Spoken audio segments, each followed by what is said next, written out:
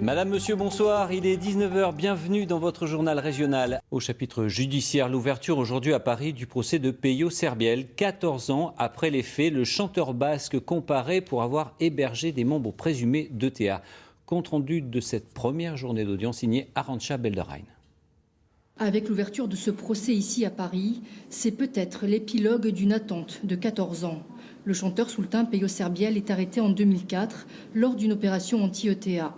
La justice lui reproche d'avoir hébergé chez lui deux principaux dirigeants de l'ETA, sa ligne de défense, le devoir d'hospitalité.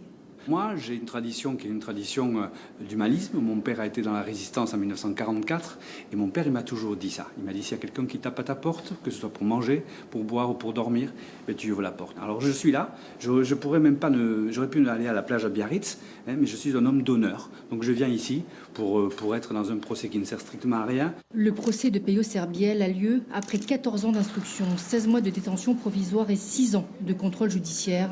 Son avocat a demandé dès l'ouverture de l'audience l'annulation de la procédure en tentant de faire constater le délai déraisonnable de ce dossier.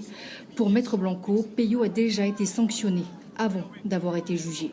Même dans les procédures dites antiterroristes, un tel délai n'a pas été atteint, mais ici, ça démontre simplement une dérive de la justice antiterroriste, c'est-à-dire qu'à partir du moment où la direction d'ETA a été jugée, condamnée, les autres personnes mises en cause n'intéressaient plus les juges.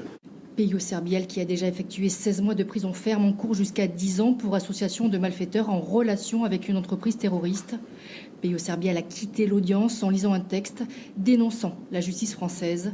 Un procès qui s'achèvera donc demain sans lui. Il a préféré exercer son droit au silence.